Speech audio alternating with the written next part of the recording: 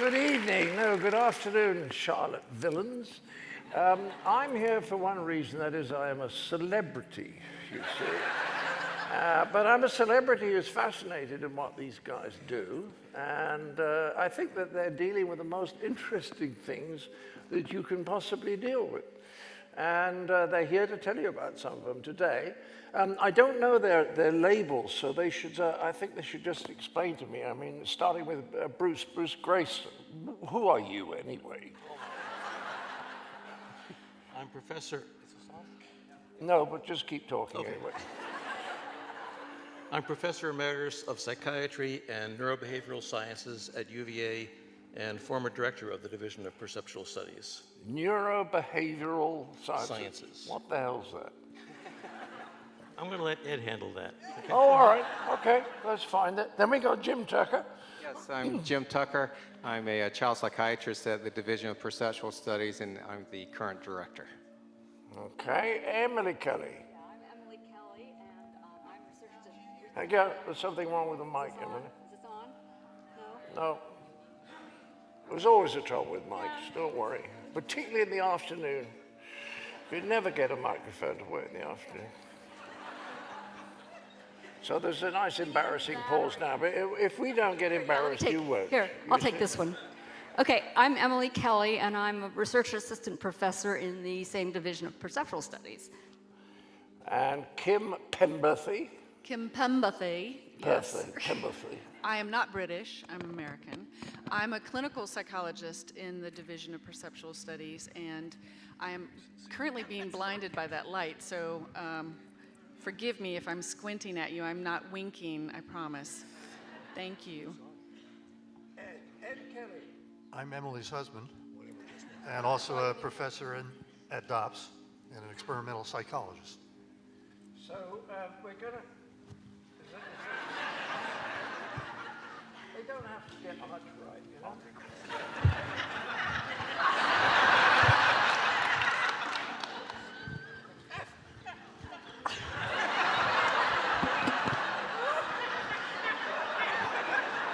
Still, the chairs are excellent, aren't they? We've got really, really good chairs together here, and they put them, they've spaced them nicely too. The thing about tonight, you see, when I'm talking to an audience, I usually love to have some idea of what the audience is like. And by that, I mean, you know, what you know and what you're not likely to know, and what's likely to make you cross and what's likely to make you interested. But with you lot, I haven't the slightest idea whether you were very open to these ideas or convinced that there's something going on that the materialist, reductionist scientists don't think is possible, or whether you are here to shoot us down in flames. But anyway, it's going to be great fun. I think we should just start with Bruce. Bruce, tell us what you're doing at the moment. What are you looking at? What are you trying to find out about? Thank you, John. Thinking more clearly than ever before while your heart has stopped and there's no blood going to your brain. Looking down and seeing your body on the operating table and noticing details, unexpected details that your surgeon later verifies for you. Meeting deceased loved ones, family and friends who you thought were still alive. Meeting deceased people who you don't know, but later recognize from family photos. All these are things that happen in some near-death experiences that may have some bearing on the question of whether we survive death of the body, which is our topic for tonight. Is it possible that our consciousness or our mind survives bodily death? There's a wide range of human experiences that suggest this is exactly the case. Near-death experiences occur to us when we're on the threshold of death, and therefore they raise the possibility that they may teach us something about what happens after death. Now, I've been collecting and analyzing near-death experiences for more than 40 years, and I have detailed information about more than 1,000 of these cases. Each one is unique, filtered through the individual's background and personality. But there are some features that they all share in common.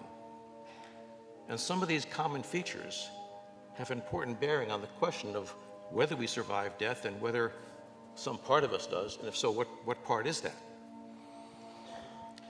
One of these features that may have some bearing on the question of survival is enhanced mental functioning, thinking clearer than ever, seeing more vividly, forming more detailed memories, at a time when your brain is seriously impaired.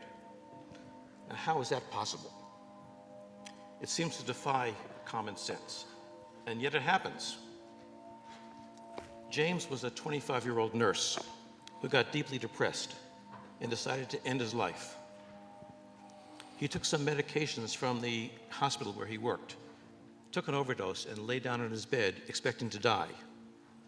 He didn't. In fact, he became sicker and sicker, very nauseous with painful stomach cramps, and decided maybe he better call for some help. So he roused himself, tried to get out of bed and get to a telephone. But by this time, the drugs had kicked in and were making him very unsteady. He had trouble standing, trouble walking.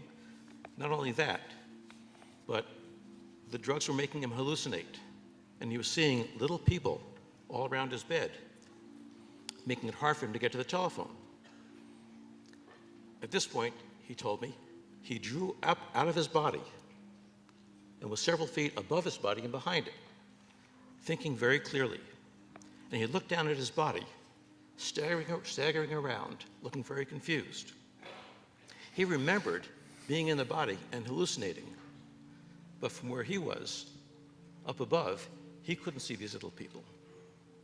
Now that convinced James that his mind and his body were not the same thing. And it suggests that I need to think about that also. Are they the same thing? Another feature common to NDEs that makes us question whether we survive is seeing things accurately from some visual perspective not in the body. This too defies common sense. How can you see if you're not in the body? And yet it happens. Al was a 55-year-old truck driver who went to the emergency room with irregular heartbeat. In the emergency room, during diagnostic testing, his heart condition deteriorated rapidly, and he was rushed to the operating room for what eventually became quadruple bypass surgery. In the middle of this operation, he felt himself rising up out of his body and floating weightless above it. He looked down and, to his surprise, saw himself there, lying on the table, with a sheet over his body. And he saw his surgeon down there, looking very perplexed. And as Al described it, his surgeon was flapping his arms as if he was trying to fly. Al didn't understand that. And frankly, I didn't either. I've been working as a doctor for more than 40 years in hospitals. I'd never seen a surgeon do that. I later talked to Al's doctor and asked him about this. And he acknowledged that, yes, he had done that. That where he had trained in his home country to be a surgeon, he developed this habit. When he walks into the operating room, all scrubbed in, with sterile gloves on, and his residents and interns, his assistants, are starting the operation, he doesn't want to risk touching something not in the sterile field with his clean hands. So he puts them where he knows they won't touch anything sterile. And then he instructs his interns, here, cut over there, pull back over there. So what Al thought was trying to fly was just instructing his assistants on how to do the operation. Now, how did Al know this? How could he see this? This is not an isolated case. A recent survey of more than 100 near-death experiences in which people reported seeing things from an out-of-body perspective found that more than 90% were completely accurate in what they said. Another common feature that people report in NDEs is seeing deceased friends and family. Now, many of us would expect to see deceased loved ones when we die, so that's not so surprising. But sometimes more surprising things happen. For example, people sometimes see deceased loved ones that they thought were still alive. Eddie was a 9-year-old boy who was hospitalized in a coma from meningitis.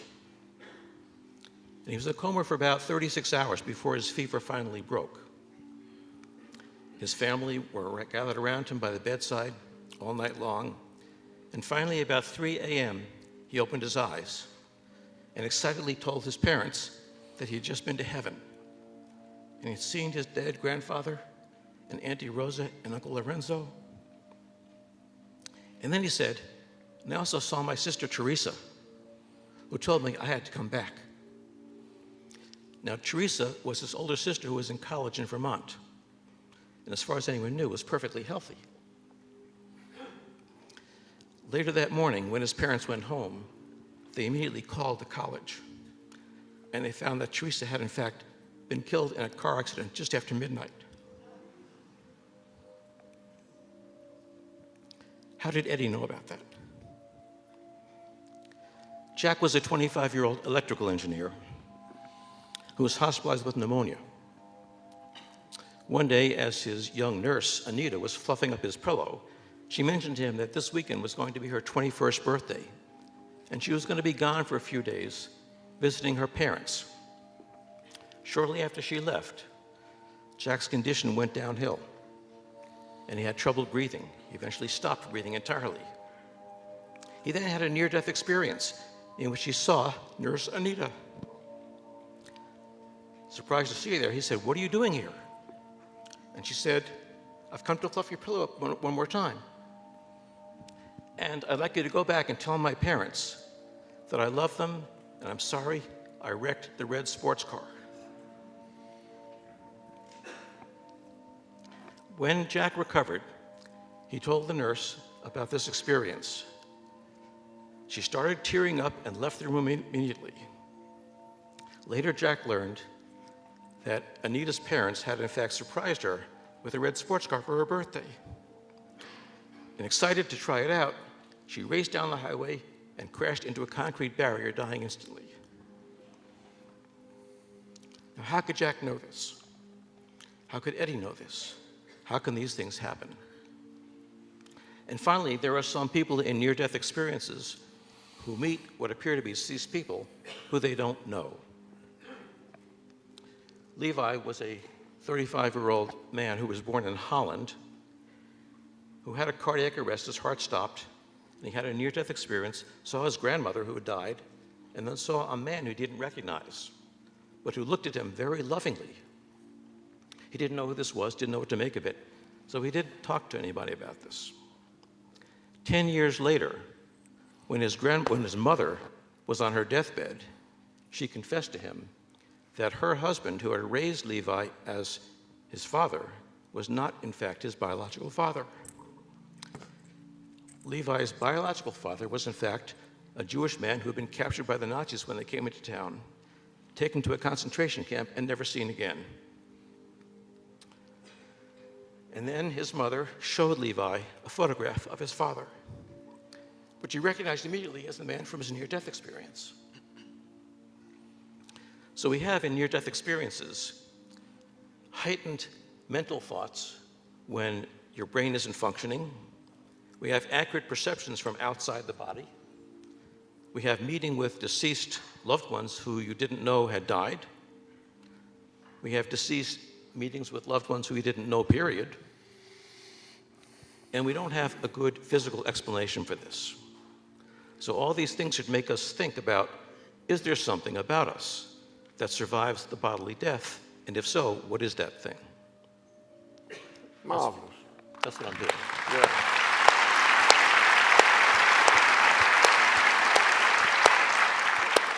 Well, when I started getting interested in all this nonsense some time ago, I was reading a lot about out-of-body experiences, which are obviously not necessarily connected with dying. Right. Now, you don't mention them. Is there any reason for that? Because they're very similar, right? They are. An out-of-body experience where you feel you're leaving your physical body is something that often happens as part of a near-death experience, but it can also happen under other circumstances as well. And the reason I chose just to talk about the near-death experiences is because we have some other information about what's going on with the body at that time. So it's a little easier to study what's going on with it. Because it fascinates me. I'm so sorry. In the out-of-body experiences, there's almost a better chance of being able to check what happened. You know, people, I know a woman on the operating table, bad car accident, who said she left her body and went into the waiting room and saw her parents there. Right. And her brother was there, and her sister arrived late, and Gilligan's Island was on the television. And when she recovered consciousness and started talking to her family, of course, it scared them, and she stopped talking about it. Yeah. But those kind of things are particularly fascinating because, again, how did they get the knowledge? Right, right. Go on. What were you going to say? I was going to say that what makes the near-death experience, out-of-body experience, so much more interesting to me is that we know that the brain is not functioning very well when this is happening. So we know that it is more than just the brain imagining this. It's something that is happening when the brain is not functioning right. Right. Good. Jim. Yes. Jim Tucker, what are you going to tell us about? Well, I'm going to talk about children who report memories of past lives. And this was work that has been going on at UVA for over 50 years. Division of Perceptual Studies officially started in 1967, so we've now celebrated 50 years. But Ian Stevenson, who started our division, actually started studying these cases in the early 1960s. And we have continued on even after he is no longer with us. And we've now studied over 2,500 cases from around the world, basically, of young children who report a memory of a past life. And what they typically do is describe a recent, ordinary life that often ended violently or ended when the person was young. And Ian spent many, many hours and traveled many miles trying to find these cases, and mostly found them in Asia because in cultures with a belief in reincarnation, people talk about them more. But now, with the internet and with people knowing about our work, we hear from American families all the time. So I'll give you a couple of examples, and this first one is one that we talked about yesterday. So we got a letter one day from this mother in Oklahoma, and she said that she and her husband were just ordinary people. Her husband was a police officer, and she worked in the county clerk's office.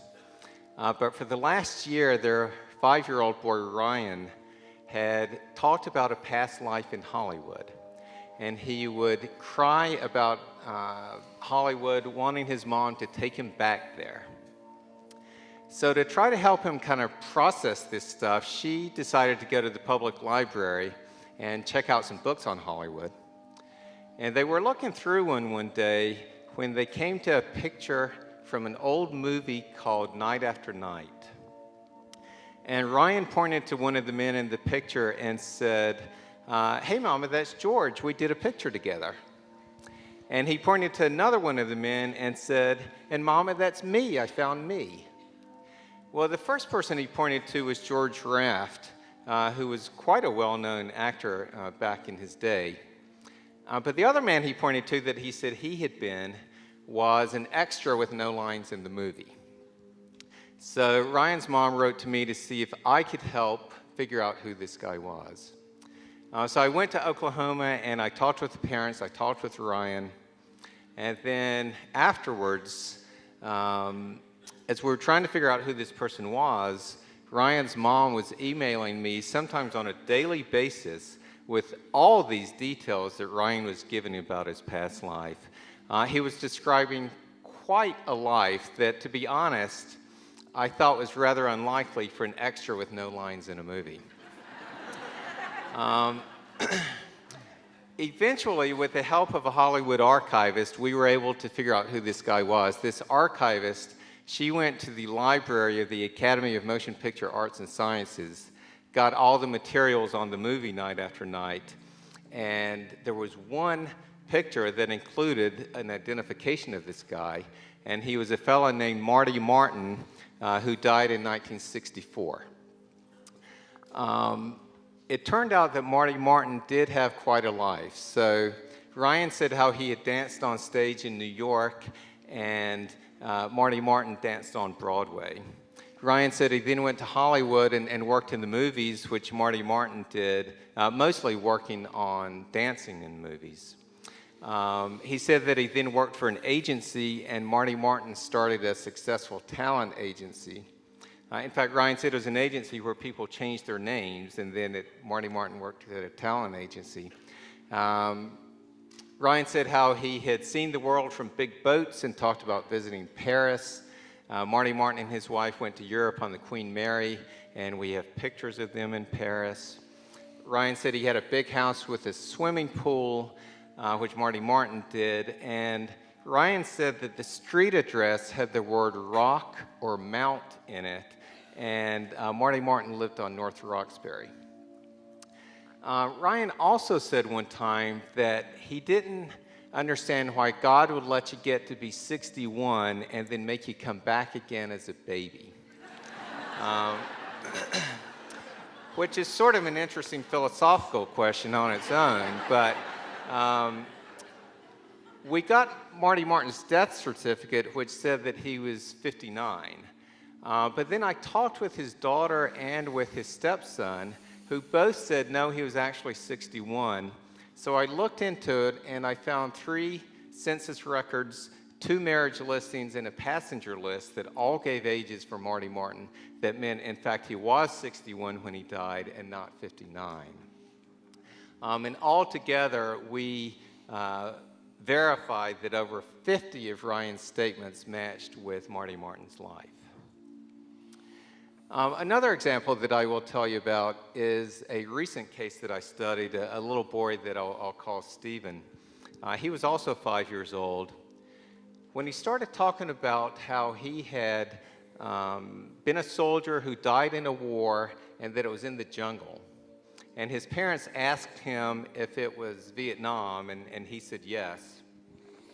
And then he gave a last name, which was an unusual last name, and the state where he was from. So his mom went on the Vietnam Memorial website and found that, in fact, there was a soldier killed with that name from that state who had been killed in Vietnam. She pulled up pictures of a bunch of the people who had been killed, and when she got to the one of him, the little boy said, "That's me." So she didn't do any more research. She wrote to me to let me know what Stephen was saying. So then I did do a little more research online. I got a subscription to a online newspaper collection, did a little sort of detective work. And when I went to see the family, I brought some pictures with me. Now, I didn't want to overwhelm a 5-year-old little boy with lineups of pictures, so what I did was show him pairs of pictures where one of the pictures was from this man's life and the other one wasn't.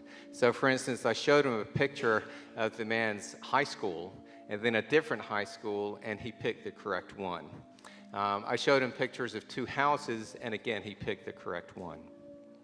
So then after that visit, I continued to do online detective work.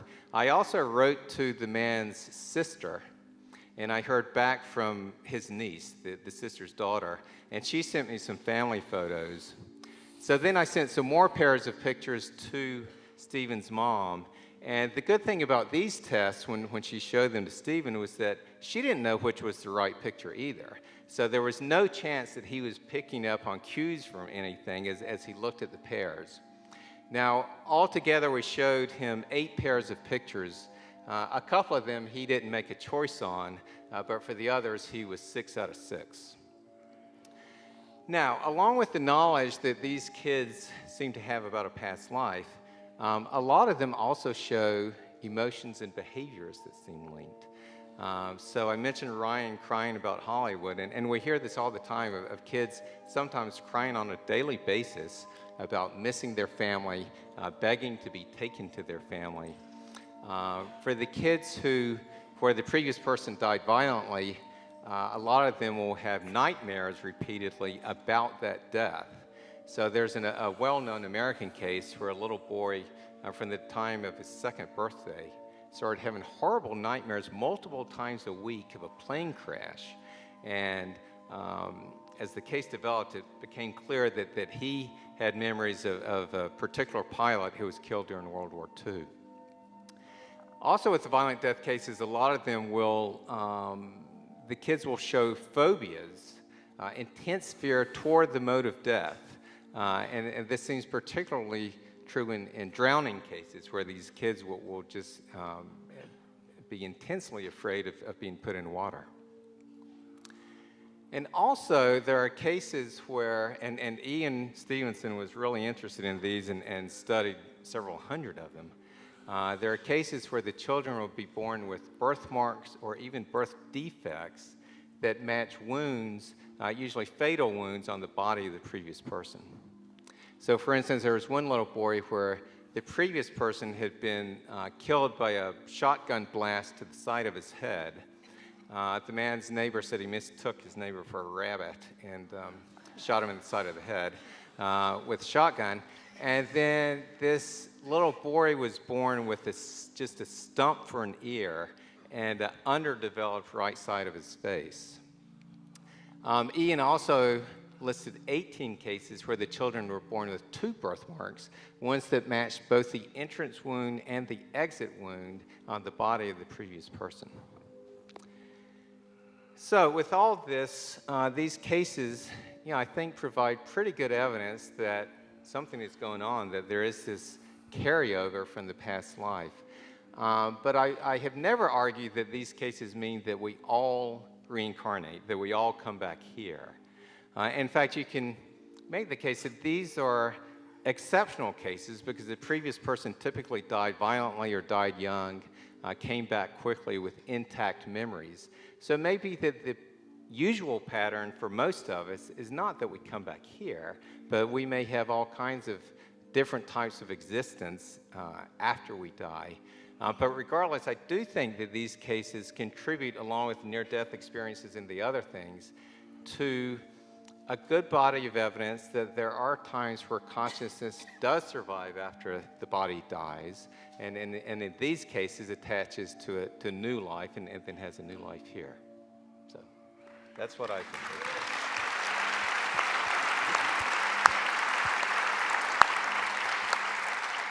Well, I'm fascinated by the idea that they might happen to some people, and there's a correlation with bad endings, bad deaths, isn't there? But that's not always the case, because in this one with the agent, there's a 40-year gap between the guy dying and the child being born. So just say a little bit more about that. Yeah, and with that World War II case, there's a 50-year gap there. Yeah. But the average interval is only 4.5 years. So it's typical that they come back very quickly. I mean, there are always exceptions pretty much to anything. But it does seem that for many of the cases, you can make a reasonable argument that the previous person had sort of unfinished business, and that it might have led them to stay attached to this realm or this world and then be reborn and start another life. Very good, thank you. Thank you, Jim. Emily, darling, give us a picture of what you're interested in. Okay, well, I hope this new one works all right. You all can hear me? Okay, good. Several years ago, I did a survey asking people whether they had ever experienced any of a number of the kinds of things that we're interested in. Near-death experiences, past life memories, out-of-body experiences, apparitions, that sort of thing. And I learned about a lot of really interesting experiences that way. But maybe the most interesting thing I learned was that the single most often reported experience was being at the bedside of a dying person who seemed to be talking with and seeing someone who was not physically present. Usually someone who had died earlier, such as a spouse, a parent, a sibling. There's been virtually no systematic research done on these so-called deathbed visions, and so I really had no expectation about how common they might be. But in addition to the survey, I've also, over the years, talked to a lot of hospice workers who tell me that these experiences, in fact, are quite common. In fact, one hospice doctor told me that he has learned that when such visions start, it's time to call the family and make sure they're there. In addition to the dying person, sometimes people at the bedside will also have unusual experiences. And sometimes shared by the dying person, sometimes not shared by the dying person. And this actually happened in my own family. My grandmother had had a stroke, and she was at home dying. She was in a coma, and her son-in-law was sitting beside the bed with her. He himself was a physician. And all of a sudden, he saw, standing at the foot of the bed, my grandfather, who had died about 7 years previously, with his arms outstretched to my grandmother and calling out her name. And a few moments later, my grandmother died. Another kind of experience that actually has been studied quite a lot over the years is something that we call crisis cases. And these are experiences that happen not at the bedside of a dying person, but some distance away, and often quite a long distance away. A typical experience of this kind is one in which a person sees a vision, sees an apparition of a particular person, and then later learns that that person had in fact died at about the time of the vision. Over the years, there have been reported literally thousands of these experiences, reported and investigated, thousands of these experiences. And I learned about a few more in my survey, some very interesting ones, but one in particular that I found very interesting was not an actual vision, but involved a physical event. And I wanted to just read to you the description that the woman who had the experience sent to me, because she expressed it a lot better than I could. The day my grandma died, I was headed out to work about 3 a.m. I knew she was very sick, and I had planned to fly to New Jersey later that day to see her because I knew time was short. As I went to put the key in the car, I felt this overwhelming presence, and all of a sudden, my driver window shattered. And I thought to myself, Grandma just died. As I got to work, I could not shake the feeling of Grandma right next to me. The phone call came. Grandma died at the same time I felt her, and that the window shattered. I felt this was Grandma's way of telling me she's gone. Now, I don't have any idea how often car windows shatter spontaneously, but I don't think we can attribute this experience to chance. There's still another kind of experience that we are particularly interested in learning about, and we call these revival cases or terminal lucidity cases. And these are involve people who are suffering from Alzheimer's or other forms of dementia and who seem to recover their mental faculties shortly before they die. Again, I learned about some of these in my survey. One woman in particular wrote to me about her grandmother. Her grandmother had had Alzheimer's, and for quite some time she had not recognized anyone. But shortly before she died, she seemed to recover, and the woman actually had a conversation with her, a normal conversation in which they sort of went over family affairs, family events, things that had been happening. The woman told me, she said, it felt like I was talking to Rip Van Winkle. Another experience like this that was a similar one that was reported was actually reported in a special issue of Time magazine that came out several years ago. It was reported by a physician named Scott Haig. And this special issue of Time was devoted to talking about the mind-brain problem, mind-brain issues. And nearly all of the issue, or really all of the issue, was taking the position that is the predominant position in science today, which is that the brain produces the mind, produces consciousness, and that therefore consciousness is totally and wholly dependent on the brain. Well, Dr. Haig wrote a little essay that took quite a different position. And what he did was he described a case of his, a patient of his named David, who had brain cancer that had literally been eating away much of David's brain, so that toward the end of his life, he was completely unresponsive. One night, Dr. Haig went home, and he knew that David was going to die that night. And he did. He died that night. When Dr. Haig got back to the hospital the next morning, the nurse came up to him and said, last night, David woke up and was able to talk to his family before he died. Now, these experiences, these sort of revival cases, I think are extremely rare. We know about a fair number of them, but I think they are extremely rare. But they're also extremely important because they suggest that as the brain is shutting down, the mind is somehow being freed. As Dr. Haig put it, he said, that night, David's mind somehow broke through his diseased brain so that he could say goodbye to his family. As I said earlier, there's been practically no systematic research done on these sort of deathbed visions and revival cases and cases of this sort. There's been a doctor a physician in the UK has started doing some research over there in connection with hospice and nursing homes over there. But there's still so much just basic information that we don't know about these experiences. Things like how often do they happen? To whom do they happen? Under what circumstances do they happen? One of the most important questions that we know very little about is what's the relationship between drugs and these deathbed visions? We do have some preliminary information that suggests that drugs may actually inhibit the experience and not cause them. But again, this is something we just know very little about at this point.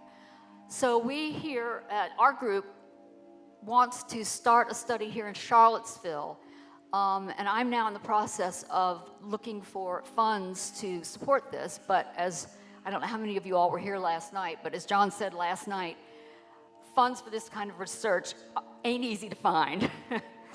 But I'm optimistic that we'll be able to find it, and maybe in a few years we can come back to the Tom Tom Festival and give you an update on what we found. Thank you.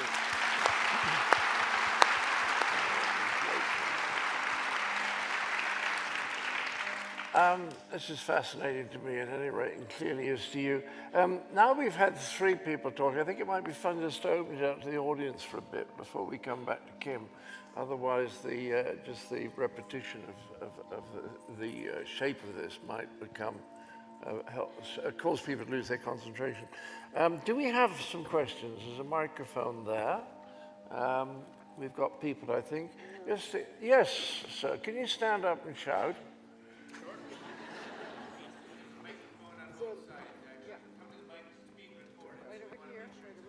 Oh, that's good.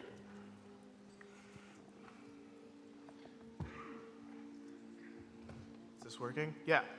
Cool. So this is more of a philosophical question than it is maybe a scientific one, but let's say based on the premises of the stories that you guys have told, we believe that there is some form of experience or life after death.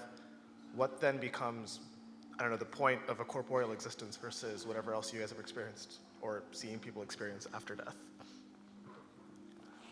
Now, Ed, did you hear that? I did not, actually. Oh, I'm sorry. Do you mind again? I'm more deaf than you are. Yeah. I think the shorter way of saying that is if we have life after death, what is the point of life itself, right? Thanks for the easy question. That was. Can we postpone that? There's a softball for you, Ed. He's the one that did the meaning of life. Why don't you ask him?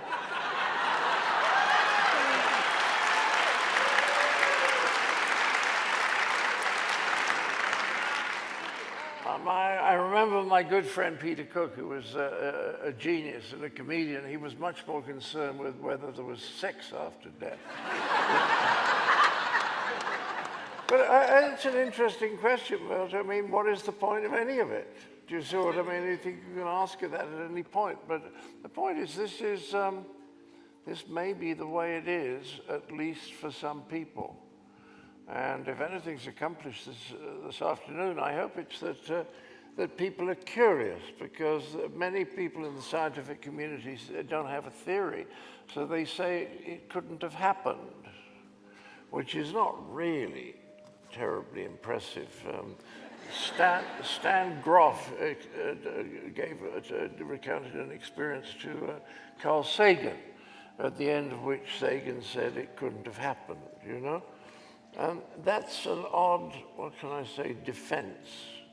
So what I'm hoping we'll do today is not convert you to some new situation, but cause you to be more curious about this kind of stuff, just so that you begin to read the literature. Because one woman who was had a very high position in the American statistical community, she was a famous statistician, she pointed out how the amount of evidence there is for this, it was unarguable from a statistician's point of view that the odds were that there's a great deal of truth in this stuff.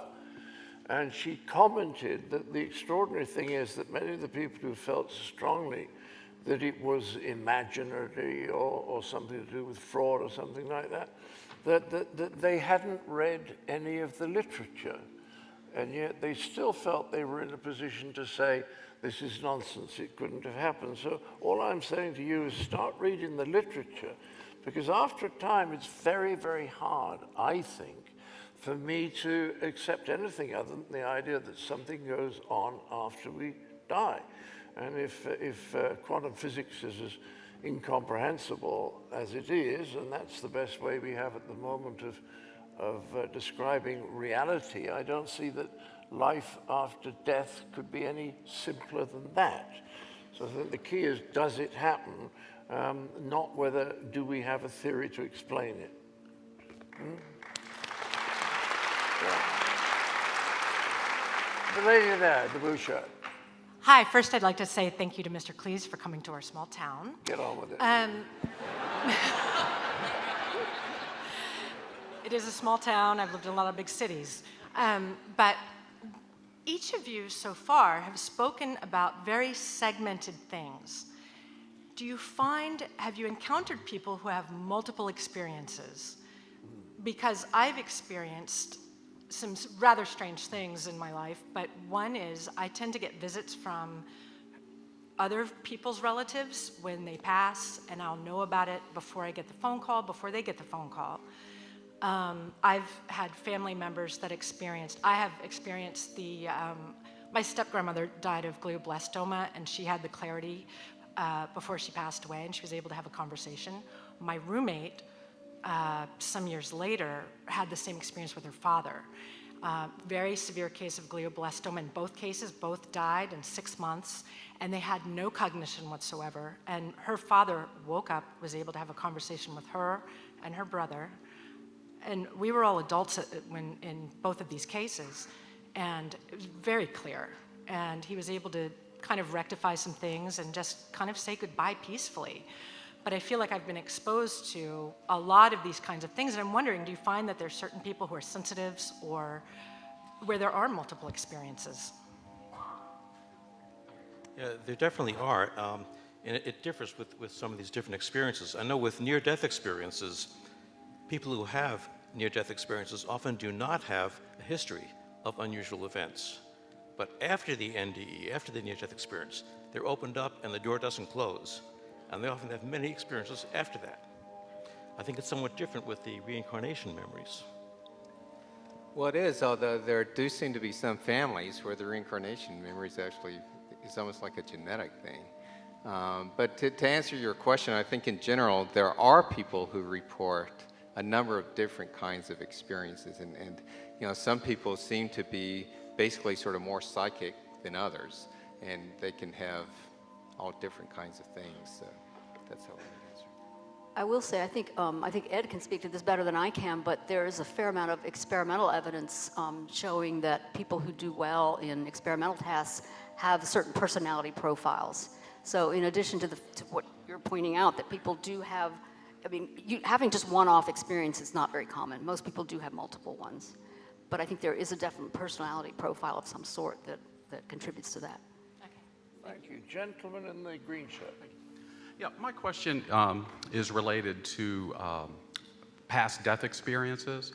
My mother always had a near phobia regarding necklaces, turtleneck sweaters, and always jokingly said, I think I was strangled in a past life. My father, of course, told her that it was probably more likely in her future than in her past.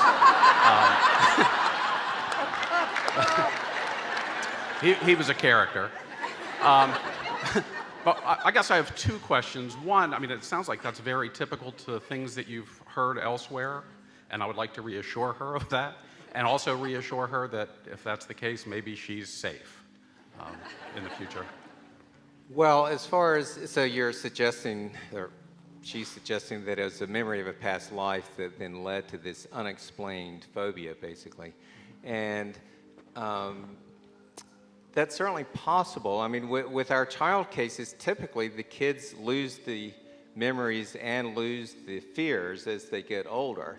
But there's certainly exceptions. And, you know, the question is, how much do we generalize from our cases where people have actual intact memories of a past life compared to people who don't? So, you know, with an unexplained phobia, we certainly can't say for sure that it's connected to a past life experience, but it's plausible that it could be. And as long as she doesn't have other precognitive abilities, you know, hopefully she can be rest assured that she's not actually seeing her future, but more likely to be seeing her past.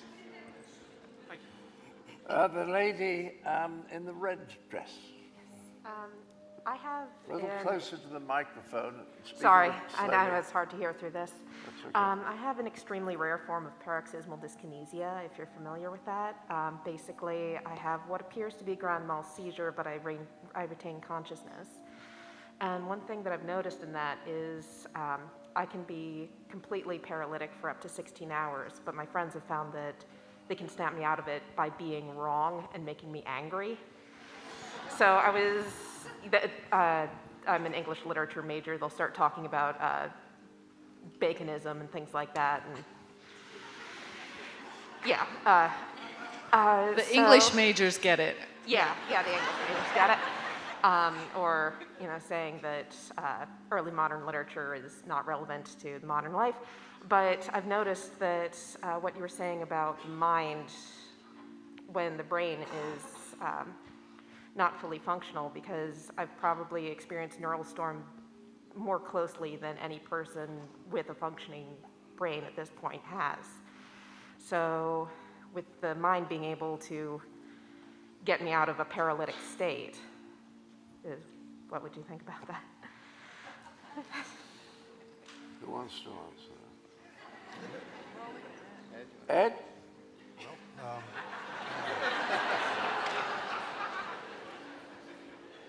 That's one kind of example that we're definitely interested in. I mean, a lot of the stuff we study, cases, near-death cases in particular, we have a lot of that occur under conditions like deep general anesthesia or cardiac arrest, heart stopping, which basically abolishes the conditions that most neuroscientists think are required for anybody to have a conscious experience. And yet people are not only reporting experiences, but the most intense transformative experiences of their entire lives. So this is another example of that sort of thing.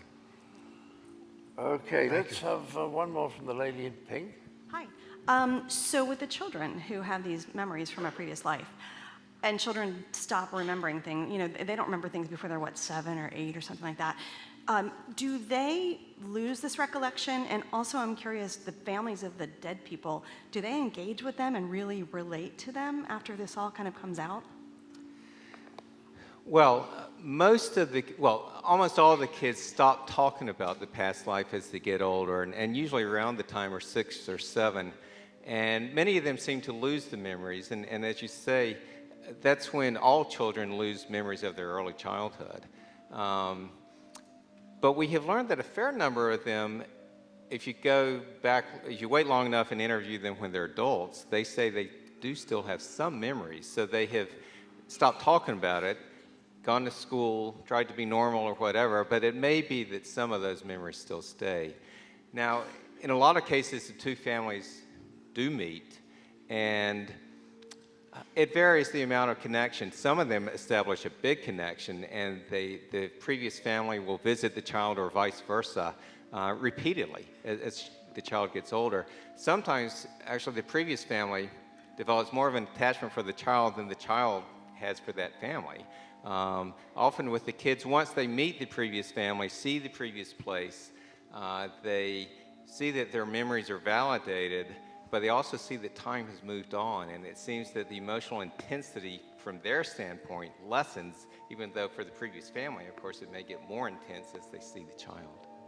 Thank you very much. Okay, well, we won't add any more to this queue. We'll go back to Kim and Ed after we've done these.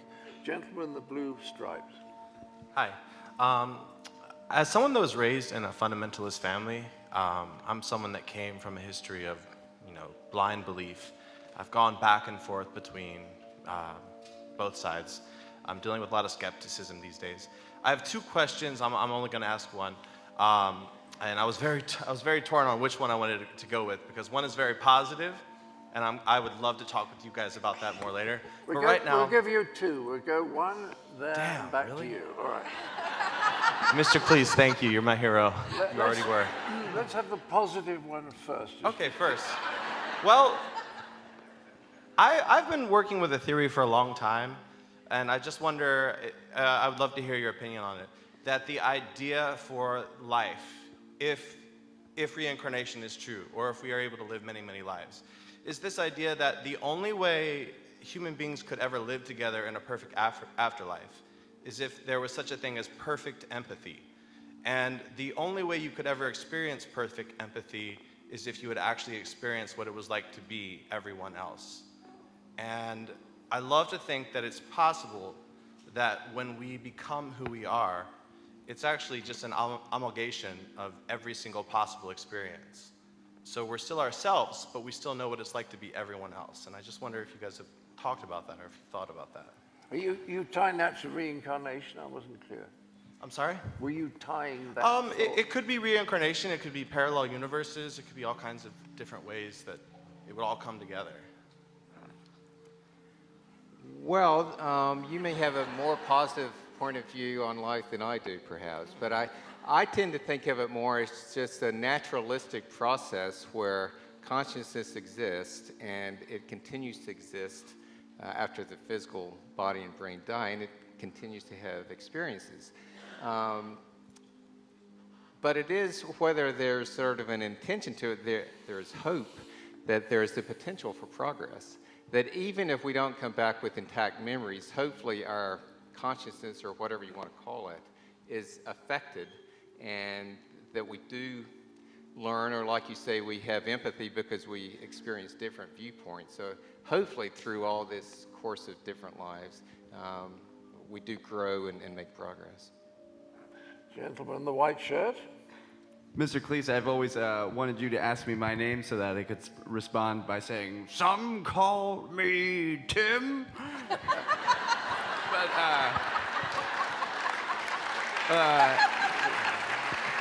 and I know that the talk is only halfway over, and I don't mean to minimalize or generalize anything, but I'm trying to get a certain grasp on certain sort of thematic intention for all of your studies.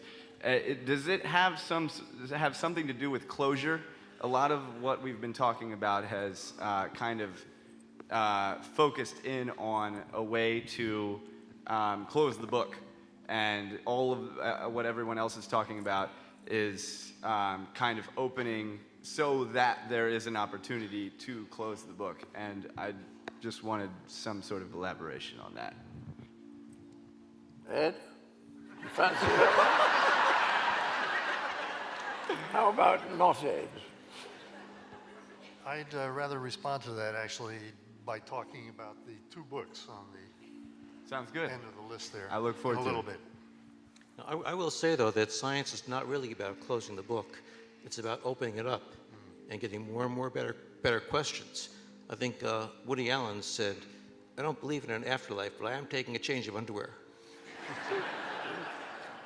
Thank you very much. Gentleman in blue, you're negative. Wow. Go and I feel spoil the afternoon. I am unworthy, but okay. So what I've heard so far, the thing that I feel most skeptical about, and that's hardest for me to understand, is this idea that there's some kind of physical carryover into the next life. I had never heard that before. The idea that something could mentally carry over makes a lot of sense to me, or emotionally. But the idea that you were killed by a gunshot wound and then you're born with birthmarks, I can't even begin to imagine any kind of reason for that or mechanism that would create that. Do you all have any theories for that or any explanation for that? Yeah, and I will say that was sort of a big pill for me to swallow also when I got involved with this work. And we know from other research that sometimes mental images can produce very specific changes in the body. So for instance, there are cases of in hypnosis where you tell someone you're burning them with a hot poker or whatever, and they'll develop a burn purely from the mental image of being burned. So in these cases, I don't think it's literally the physical wound, the shotgun to the head, but it may well be the sort of the mental image of that, the mental experience of being killed. That is obviously a very strong experience that if the consciousness does continue, it continues with it almost in a PTSD kind of way. And then rather than like hypnosis producing a temporary mark, in these cases, the consciousness, if it does in fact enter a developing fetus, it would then lead to a similar wound that would be permanent on the child. So it wasn't literally the physical injury, but more the mental aspect of it that produced the mark. Jim, you made an interesting point to me a couple of days ago when you pointed out that it was a very strange way for karma to work, that someone who has been killed seems that, you know, they're continuing, what do we say, their continuing experience seems like a punishment for having been killed. Do you want to say something? Yeah, so, you know, a lot of these cases came from places, for instance, with Hindu beliefs where karma is a big part of that. And I mean, karma is certainly a more subtle philosophy than we often know about. But in any case, the idea of karmic retribution would lead you to think that if somebody's murdered, then the murderer would then be reborn with the injury that he caused. But in fact, that's not what we see. It's the victim that comes back with the wound. So again, it seems to be, I would view it as a naturalistic mental experience that leads to that. Right. Gentleman in the white shirt. Just a quick comment and a question. The gentleman who first came up and asked, what's the point of it all? Why bother being human? And I'd like to offer that, maybe the hokey pokey really is what it's all about. So my question is, were any of you non-believers or highly skeptical before you started this research? And would one or two of you care to comment on what might have changed your minds? I don't know that we've changed our minds. I think we all are fairly skeptical about these things we're investigating. And it certainly opened our minds to see these things. In fact, one of the most profound things that opened my mind is seeing the way these experiences affect people. The profound and long-lasting after effects of near-death experiences, for example, persuaded me that these are not a type of mental illness. They're a real event that people are going through. I'm very skeptical about how we understand them, what their meaning of it is. Yeah, and I would agree that I think we're still skeptics in the sense that every case that I approach in some ways looking for the defects in the case. So, I mean, obviously we're open to this stuff or we wouldn't be devoting much of our lives to it. But I think we do approach it with the scientific point of view that, speaking for myself, I'm trying to find out for myself what all this means. I'm not trying to convince anyone of a particular religious belief or whatever, but just trying to see really where the evidence takes me. Kim. I was just going to say, I think we would all raise our hand and that's a big part of the scientific approach to it, that we don't come in with our mind already made up, that we really are curious about this. I might add that we're all just poor empirical scientists down in the trenches for the most part, and don't claim to have any kind of special expertise about what it might all mean. And we're open to the possibility that it is all about the hokey pokey. I mean, it occurs to me that when the founder of physics, Niels Bohr, said about quantum physics that if, as you approach it, you are not shocked, then you haven't understood it. And trying to understand these things in terms of any kind of physics after Einstein is why should this be easier to understand? Should there be a simple explanation if the main description of reality at the moment, which seems to be quantum theory, shows no relation at all to the life we lead on this planet. Do you see what I mean? Lady in the blue, can you get through? The near-death experiences that you have discussed tonight seem rather pleasant. Do you have people reporting near-death experiences that are not so pleasant? Yes, we do have unpleasant near-death experiences. The ones we've collected, a very tiny minority, less than 1%, are unpleasant. However, it's very hard for people to talk about unpleasant experiences. So there may be a lot more than we're aware of. But we have so few that we've been able to study that we can't say with any certainty why some people have unpleasant ones and other people don't. It's certainly not the case that nasty people have unpleasant experiences. I know some quite nasty people who have blissful experiences. And there's certainly lots of reports about saints throughout the ages who have unpleasant experiences. So there's no simple answer to it. But we are trying to look at that question. Now, this is a bit unfair, but I did say earlier that I wanted to come back to the panel. So you guys are in that order when we restart. Do you see what I mean? But I'm going to go now to Kim. What are you interested in? What are you working on? Well, I am the new kid on the block, so I have not been here as long as these folks, and I feel very fortunate to be part of this group. I'm a clinical psychologist and a professor in the Department of Psychiatry, and as part of my work, I see patients, and I do research, and I teach. And a lot of the patients I see that I'm doing psychotherapy on, I also started doing mindfulness-based therapies and recognizing the impact of the meditation and the mindfulness treatments that I was providing. And the positive impact on symptoms was wonderful.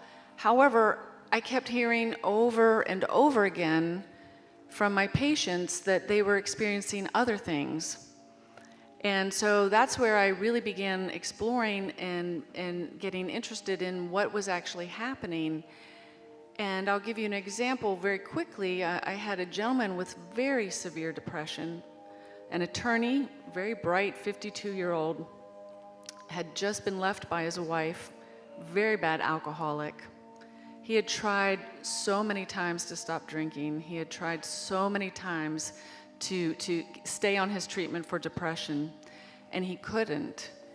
And I worked with him to start practicing mindfulness meditation to help reduce the cravings for alcohol. It didn't work, but he kept trying, he kept meditating. And then one day he came to me and he said, "I'm not going to drink again." And I said, "Okay, sure, all right, that sounds good. Let's keep an eye on this." But I didn't believe him. And he has not had a drink to this day. I asked him what happened, and he had what we call a clairaudience experience while he was meditating, a voice of a woman came and said, beat him up. I mean, talk about a negative experience. This voice told him to quit it. What the hell was he doing? He was killing himself. And he said, it sounded like my mother, but I'm not sure if it was. But he said it resonated with him, and no one else heard it. It wasn't, a real person. He wasn't delusional, but it worked. He had perceived that this came from somewhere, and it worked. And I saw this over and over again in my patients with personality disorders when they would meditate, when they would get in touch with this thing, change the state of consciousness. And what I began to realize is that more and more of them were reporting what many of you will know as cities. These are actually to be expected sort of experiences that people have when they're practicing some of these, what are now modern traditions, but come from ancient traditions where this was to be expected, that you would have extraordinary experiences, gifts, and powers. These are things like psychokinesis, where you might be able to influence the environment, physical environment, or what we might call psychic sort of abilities, where you might be able to predict something in the future or remember something that you couldn't possibly remember from the distant past. And so the research I am moving into now is really more methodically exploring this. And I'm building on research with my colleague, who John also knows, Cassie Veaton at the Noetic Sciences, and she's in California. They did a study that looked at just a survey of 1,100 people or so, and they were meditators who had done some significant meditating, and they asked them about these specific experiences. And it was absolutely astounding. They found over 50% endorsed experiencing some of these things, one or more. I missed that. This is selfish. What did you say, 50% what? 50% reported experiencing some of these cities, some of these extraordinary experiences, things like precognition. I mean, I don't know about you, but that is mind-blowing to me. And so they followed up with some additional research looking at this. Most of the people, 60%, were significantly impacted by this in a positive way, which again is pretty profound. So they didn't say, well, it's no big deal. It was very significant to them psychologically, emotionally, spiritually. So we're building on that research now and looking at, can all the things we've talked about here, can we make this happen on purpose? And what will that look like? How many people will experience these things? And who experiences them? Are they certain kinds of personalities? Are they people that need special training? Do you need to be a monk? I hope not. And the idea is, can we access these out-of-body experiences, these phenomenal experiences, and learn from them what we see that these other people have learned on purpose? And what would that look like to tap into that human ability, that level of consciousness? If we all did that, wow, I think we might have some hope. Very good. Very good.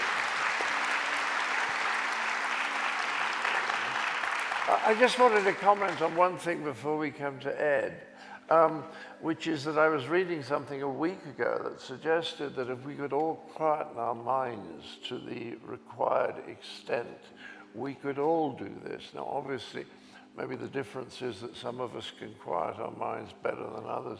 And I tie that in with another idea, which is years ago I read the William James lectures at Edinburgh and we was talking about religious conversion experiences, and they all seem to come at moments when people's lives were so bad that they kind of gave up, right? It's that suddenly you stop relying on your brain, and then something comes in. Does that make sense? Ed. You're getting a lot of laughs tonight, Ed. What are you up to? I want to tell you a bit about two parts of my own career in psychical research, and I've been in it since the early 1970s, but I've only been at DOP since 2003. And the kinds of things that I've been involved in kind of bracket the main part of the DOPS research portfolio. You know, most of DOPS's work has been focused on very detailed case studies and field investigations of various kinds that you've heard about. But I'm, like him, an experimental psychologist by training, and I actually got started in this direction late in graduate school. Because of some personal experiences, I encountered the literature of experimental parapsychology, and while I was working on my dissertation, read enough of it to become convinced that there really seemed to be something there. I mean, these people were using the same kind of methods that I was being taught to study paranormal phenomena. The other thing was that it was clear that if these things existed, it was extremely important because, I mean, the whole point about these phenomena is that they challenge widely held views about what's possible. You know, we use a generic term psi for things like ESP, extrasensory perception, which has several subcategories, psychokinesis, or mind over matter, direct influence on the environment, not using your motor system and all that. And the whole point of both kinds of phenomena is that a person or an organism is exchanging information with the environment despite the presence of some kind of a barrier that conventional classical physical principles would say should prevent that from happening. And it's very easy, it turns out, to set up experiments to test whether these things can happen. And of course, at that time, the main center for experimental parapsychology in the US was Durham, North Carolina, where J.B. Ryan had set up a unit in the psych department at Duke. And so I began corresponding with Ryan and decided after a while that I'd throw caution to the wind. I had friends who were telling me, you're ruining your life here, but nonetheless, I went down and I began working for Ryan at the usual terms, $400 a month, 6-month trial period. A steady stream of idealistic volunteers, most of whom didn't survive very long. Anyway, I also had the great good fortune, after I'd been there for about a month, a guy showed up who turned out to be probably one of the best subjects ever to walk into an experimental parapsychology laboratory. This guy could do essentially anything we asked him to do. I worked with him for over a year. Just to give a couple of examples, we had a special electronic psi testing machine. It involved, you had 4 targets, 4 lights. The machine would pick one. You were supposed to guess which it would be. The machine, in the absence of a subject, instantiated the laws of probability to perfection. Same with most persons. But the guy who built this thing had spent a couple of years looking for people who could do systematically better, had found a couple of people who could do a couple of % better on demand. Okay, well, this new guy who came into the main meeting room of the Ryan lab, sat down with this machine, was telling us his life story, would occasionally reach over and push a button. And in the course of an hour, he had over 35% hits in over 500 trials, which would happen something of that sort or better by chance, something like 1 in 10 million times. So we might have sat there for something like 10 million hours waiting for that to happen by chance. And the inventor of the device's eyes were getting very big as this process wore on. Anyway, the same person, I've seen him do as well as 50% on that machine for hundreds of trials at a time. He could also guess playing cards at something like 3 times the expected rate. with large numbers of excess number hits as well. And there were things, well, let me just stop there and give you one of the, what I hope will be a primary take-home point of this talk. These phenomena, these psi phenomena, in my opinion, and I'm talking now not just in terms of my personal experience with this guy, but the whole accumulated literature of case studies and experimental studies, of which there are now thousands published in peer-reviewed journals. These phenomena exist as facts of nature, and science is going to have to accommodate to their existence. It's going to have to expand in some way to accommodate them. Now, at that time, I, like most parapsychologists, I think, hoped that the changes would be kind of small. But as time has gone on, I've become more and more convinced that the changes are going to have to be much more radical than I had imagined at the beginning. And I'll get back to that in just a moment.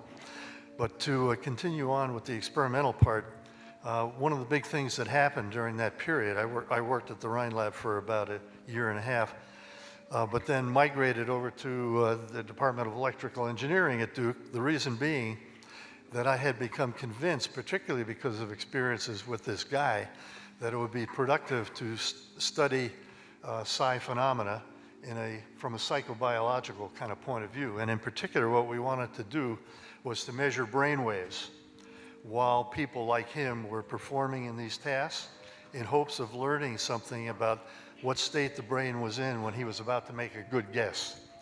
Because if we had that kind of information, we could do all sorts of useful things with it. And so we started this program and went at it diligently for almost 10 years, poorly funded the whole time. Made enough progress to feel we were on a good track, but eventually the funds ran out and I had to abandon ship, basically. Started working in conventional neuroscience at UNC Chapel Hill. All the enemies. But I'm happy to report that since coming here, together with some colleagues, we've managed to create a really good neuroimaging lab where we can do the kind of studies we could only dream about years ago. And one of the things I hope to do in talking to you is to encourage some bright undergraduates or early graduate students who working in areas like psychology or neuroscience or biomedical engineering maybe, to come visit, because we can provide you with lots of interesting opportunities. And we're also interested, of course, in hearing about people who either have skills themselves or know people who do, because that's really the main obstacle to carrying this program forward, is finding people with the appropriate kinds of skills. Anyway, that's maybe enough on that front. Now I'm going to shift gears, and they're not here now, but the two books at the far end of the book list there, those were the major products of a project that went on for about 15 years through Esalen. John talked about it a little bit last night. That's where we met John, actually, in the early 2000s. And I have to give you a little bit of background to this. And in talking about all this stuff, what I hope to do is to situate the work that we do at DOPS right at the center of a very big something that is just now taking shape. It's what I believe will prove to be a major inflection point in Western intellectual history. That's a big mouthful. Let me try to explain what I'm talking about. The background to this whole project is that a great majority of mainstream American scientists today, Western scientists really in general, particularly in areas like the behavioral sciences, psychology, neuroscience, and also areas like philosophy of mind, hold either explicitly or implicitly a view that's a kind of a modern, sanitized philosophical version of what used to be called materialism in previous centuries. It's called physicalism now, and it's, I mean, it comes in a lot of subtly different variants, but the basic common idea is pretty straightforward and easy to state. The basic idea is that all facts are determined in the end by physical facts alone. Reality consists at bottom of some kind of ultimate stuff. Little bits of that stuff flying around in fields of force in accordance with mathematical laws. Everything else has to come from that. We human beings are nothing more than exceedingly complicated biological machines. Everything in mind and consciousness is generated by physiological events and processes in our brains. It's an absolutely inescapable corollary of that picture, if it were true, that there cannot be any such thing as post-mortem survival. Because when you die, the machinery that generates you disappears. On a more cosmic scale, people who hold these views see no sign of any kind of final causes or teleology in nature, nothing transcendental, no spiritual realm. The whole scheme of things is without meaning or purpose. And that's literally what probably 95% of mainstream scientists currently believe, at least while doing their day jobs. It's a bit surprising that a sizable fraction, estimated on the order of 30 to 40%, also have some kind of a spiritual practice going, and how they reconcile these two things might be a little difficult. Anyway,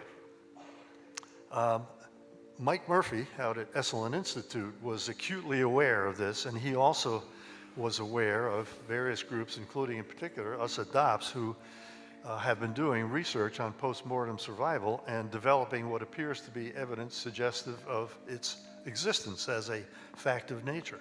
So he convened this group, and we began reviewing all this evidence, and we gradually, the project kind of morphed. When we became convinced early on, we were all convinced that we are not physicalists, and hatched this plot to destroy it and find something better to replace it with. So to summarize, the whole process all too quickly, we developed these two books. The first, and they're not there. They're not showing up at the exact moment.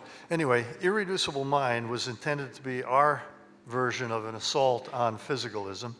And in it, we basically pulled together from a wide variety of sources a whole lot of empirical phenomena, well established, that we feel are difficult or in some cases absolutely impossible to explain in classical physical terms. You know, these psi phenomena and evidence of survival are right at the top of that list, but that's not the only, they are not the only things that point in this direction.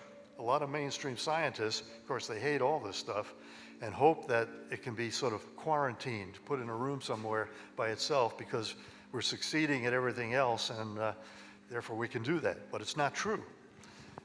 There are plenty of phenomena, and we catalog a bunch of them in Irreducible Mind, that are equally hard to explain, including things like geometrically shaped hypnotic blisters. Emily has a great chapter on extreme physiological phenomena of that sort. Aspects of human memory that are totally unexplained at present, despite a huge literature about it.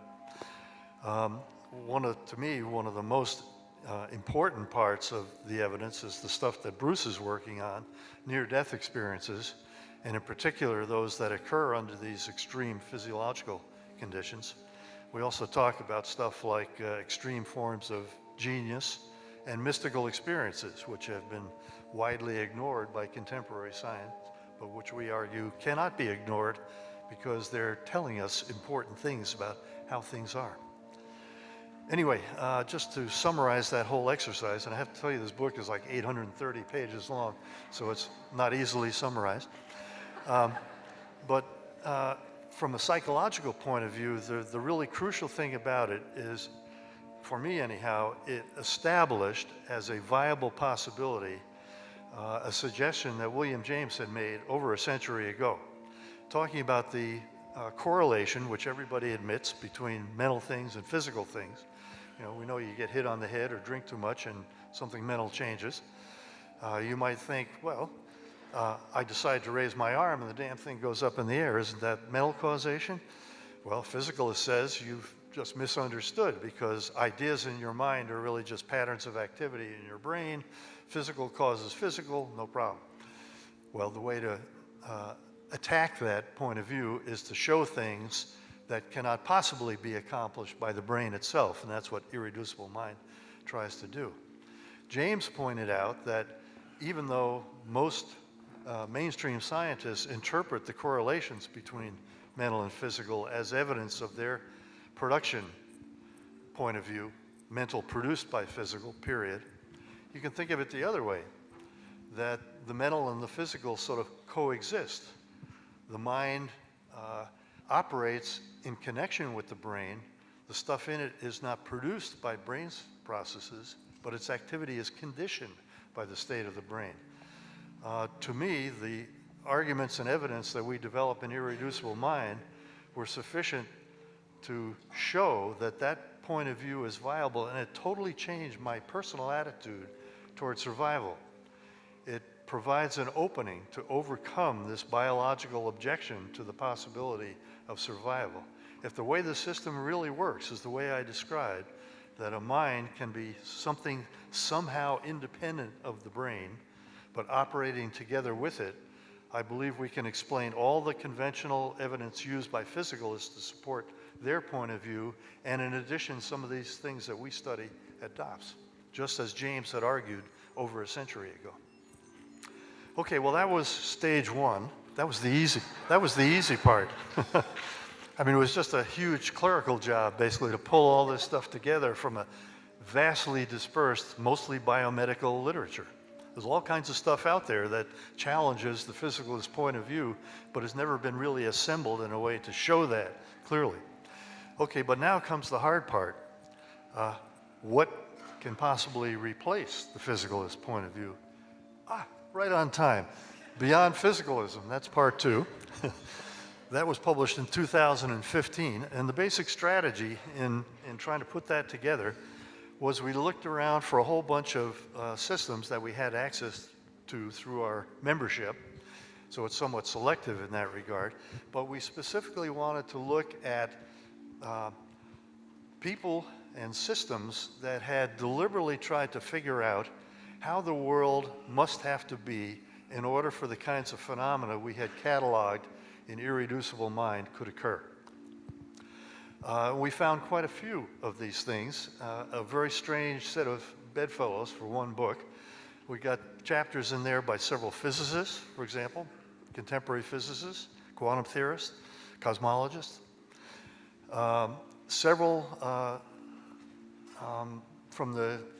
We had a big membership of scholars of religion, and some of the old mystically informed religious philosophical systems have also taken the existence of these phenomena for granted and tried to explain them. And there were several Western philosophical traditions also, like Leibniz, for example, and Charles Sanders Peirce and Alfred North Whitehead. So we pulled all these things together and tried to sort of interanimate them. And we have a final part of the book in which we try to figure out where is this all headed. And the basic, what I want to convey to you is that even though we don't have any sort of final position that we're all agreed upon by any means, there is a definite central tendency of all this stuff. And it's a tendency toward what amounts to the exact opposite of contemporary physicalism, which takes the view that consciousness, far from being an ineffectual byproduct of things going on in the brain, is in fact at the source of everything. And we're going to have to somehow figure out how our experience of ourselves as being in a shared external world comes into being. And I will tell you also that at this very moment, I know of at least 3 books being generated by people who are deeply familiar with developments in modern physics, all driven by mystical experiences of their own, who are attempting to formulate their particular systems of that sort. And I personally believe that something of this sort will emerge in the not distant future as the new sort of received wisdom, the new generally accepted scientifically based worldview. And I also would echo Kim in saying to John that this may be our best and perhaps only hope to save ourselves from the various catastrophes you described last night. I agree with John.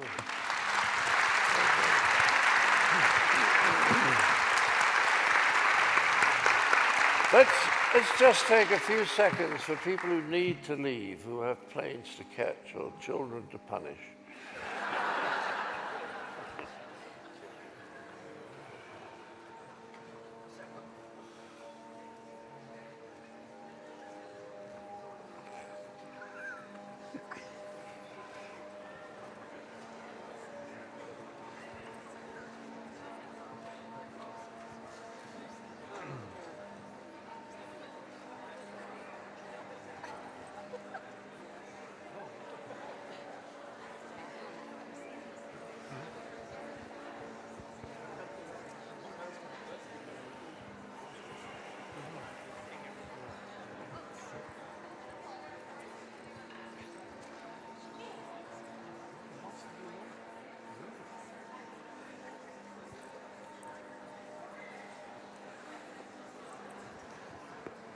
What are you up to, Pat?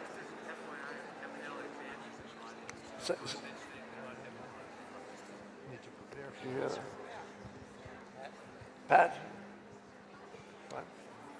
There's quite a lot.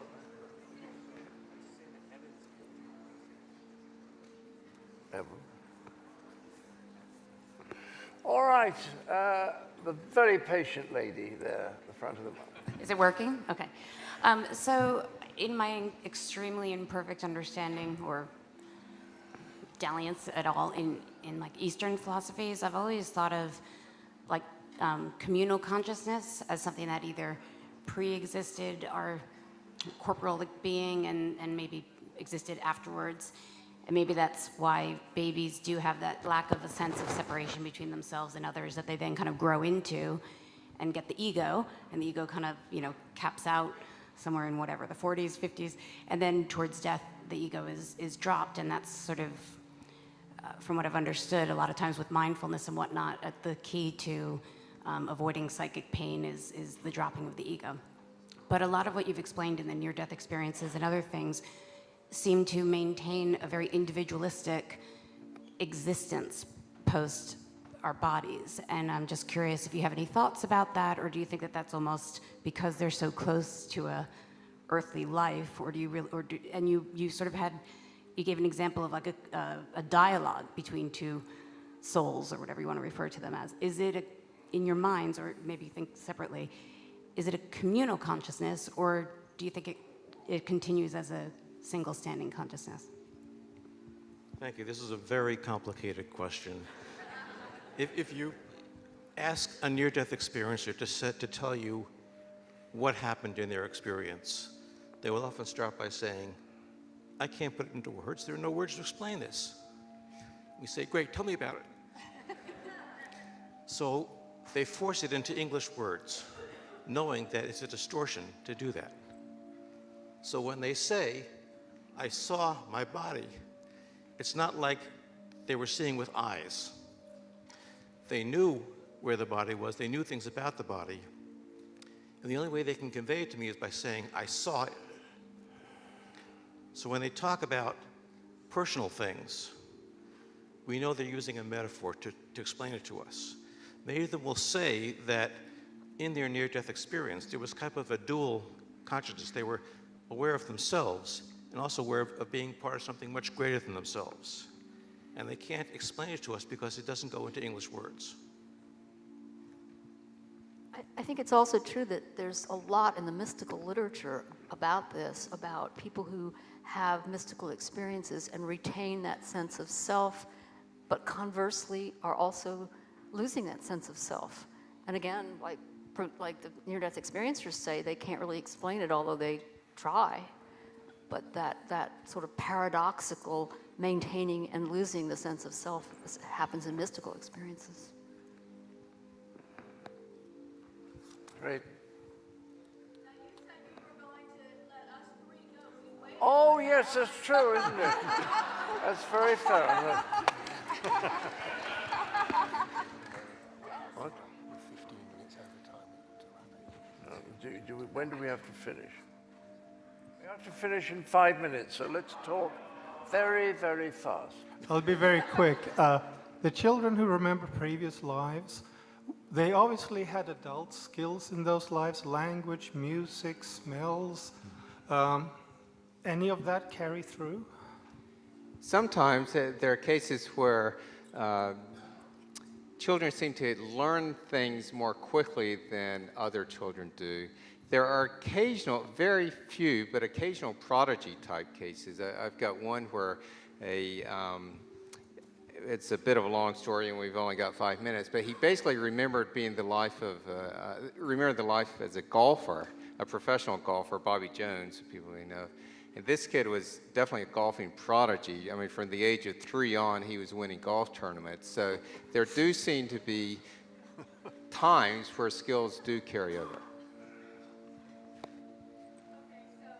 I have 2 things to say. One, I did have I think it would be a mystical experience, you might say, and you and the blonde pretty girl.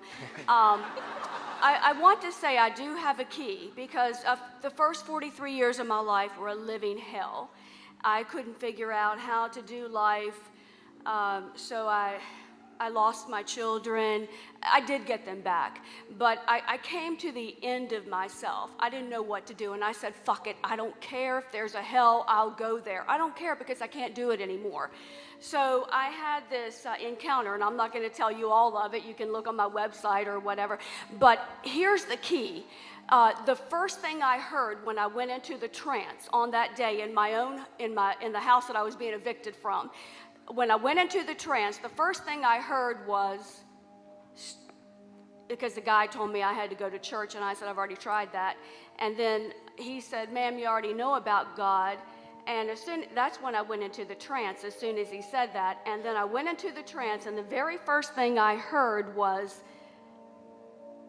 going back to the altar, because he told me I had to go back to the altar. And the first thing I heard was going back to the altar means starting all over with everything that you think that you know about life. And I said, I won't know anything. I mean, I'll really be stupid, right? But there was this flutter of fairies around me going, yes, yes, yes. So I made an agreement that I would surrender everything that I thought that I knew that obviously wasn't working. Today, I'm a successful business owner, 8 years in the home health care field, alive and healthy, and I have the keys to life. I know exactly what you're talking about, and for you, and here, the reason I'm up here, I didn't want to come up here, but I felt pushed, and I said, give me a sign, like give me something bright yellow, because that's my favorite color. And I look around the room, and I see bright yellow in the light bulbs, which they're usually white, but these are bright yellow, so I said, I've got to come up. But here's for your fundraising. You're talking about, are they using drugs for people that are crossing over? Patient after patient, they all have an encounter before they cross over. So for your fundraising, I would say find out people that own home care agencies, which I'm one, and let us give you a report for free so that you can know what these people are actually experiencing. Would you not say that that is a really good first-hand way of knowing? Because I would never lie to you. It's a very good idea, and we have people here who will be able to follow that one up. Sir, you have 4 seconds. Oh, madam. What are your thoughts on, and do you have any studies regarding mediumship? Mediumship. Well, yes, I did a study of mediums several years ago. Since we have so little time, I won't go into any details about it. I did a study with a number of mediums. We did sort of blind readings with the mediums, and again, I can't go into great details, but it was one of the mediums in particular was extremely successful. And then Ed and Kim are now, they've got a proposal for a mediumship study to be done here also. So yes, we are interested in that. Yeah. Last one, sir. Thank you, Mr. Cleese. Dobbs, thank you for this evening. My question is, in your research, have you run into any cases with children in which they have taken on the personalities of the past lives that they claim they had? Or like as they have grown older, have they taken on those personalities? Well, it seems, with each case, we coded on a bunch of different variables and put it in the database, and that includes some personality features. And what we see is that there is a correlation between personality features in the previous person and the child. It's certainly not one-to-one. I mean, they are different individuals, and of course we know personality is affected by genes and environment and everything else, but there is a correlation there. So it seems that there is some carryover, but it's also subject to be changed by the other aspects of life. Okay, well, I just want to wrap this up with something I found. This book, which Dean Radin gave to me a couple of weeks ago, Real Magic. He just at the end, at the beginning of the chapter on scientific evidence, which seems to me really the 101 of this stuff, he talks about a woman who was the chair of the statistics department at the University of California at Irvine. And in her presidential address to the ASA, speaking at a meeting attended by 6,000 statisticians, she said something.